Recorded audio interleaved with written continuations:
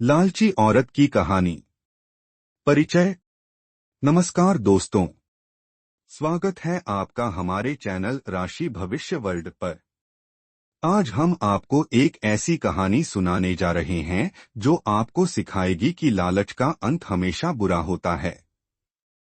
यह कहानी एक लालची औरत की है जिसका नाम था सविता।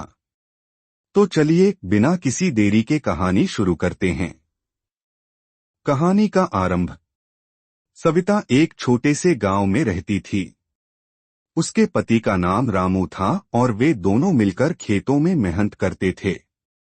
हालांकि उनके पास ज्यादा संपत्ति नहीं थी, लेकिन वे अपनी मेहनत से अपनी जरूरतें पूरी कर लेते थे।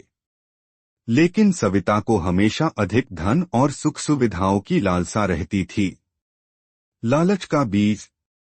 एक दिन गांव में एक व्यापारी आया जिसने गांव वालों से कहा कि उसके पास एक जादुई मटका है जो रोज सोने के सिक्के पैदा करता है। सविता ने जब यह सुना तो उसकी आंखों में लालच झलक उठा। उसने सोचा, अगर मेरे पास यह मटका आ जाए तो मेरी सारी मुश्किलें हल हो जाएंगी। चालाकी और धोखा। सविता ने व्यापारी से उस मटके को खरीदने का निश्चय किया। उसने अपने पति रामू को बिना बताए अपने सभी गहने और खेत का कुछ हिस्सा बेच दिया और मटका खरीद लिया। जब वह मटका लेकर घर आई तो उसने उसे छिपाकर रख दिया और रामू को कुछ भी नहीं बताया। मटका और अधिक लालच। हर रोज सविता मटके से सोने के सिक्के निकालती और उसे एक जगह जमा करती रहती। धीरे धीरे उसकी लालच बढ़ती गई। उसे लगा कि अगर यह मटका रोज सोने के सिक्के दे सकता है तो क्यों न मैं इसे खोलकर देखूं कि इसके अंदर क्या है। अंत की शुरुआत। एक दिन सविता ने मटका खोलने का निश्चय किया।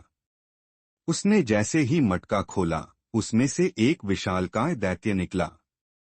दैत्य ने गुस्से में कहा, तुमने मेरे सोने के सिक्कों का लालच किया और मुझे कैद से मुक्त किया, अब तुम्हें इसकी सजा भुगतनी होगी। दैत्य ने सविता को एक अभिशाप दिया कि वह अपनी लालच के कारण कभी भी सुखी नहीं रह सकेगी और उसकी सारी संपत्ति नष्ट हो जाएगी।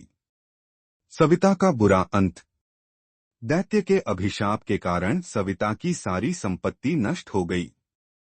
उसके पति रामू ने जब यह सब देखा तो वह भी सविता से दूर चला गया। सविता अकेली और गरीब हो गई। उसने अपने जीवन की सारी खुशियां और संपत्ति अपनी लालच के कारण खो दी।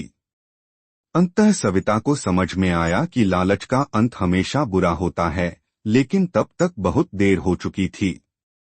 निष्कर्ष। दोस्तों, इस कहानी से हमें यह सीख मिलती है कि लालच एक ऐसी बुरी बला है जो अंततः हमें विनाश की ओर ले जाती है। इसलिए हमें कभी भी लालच नहीं करना चाहिए और अपने पास जो है उसमें संतोष करना।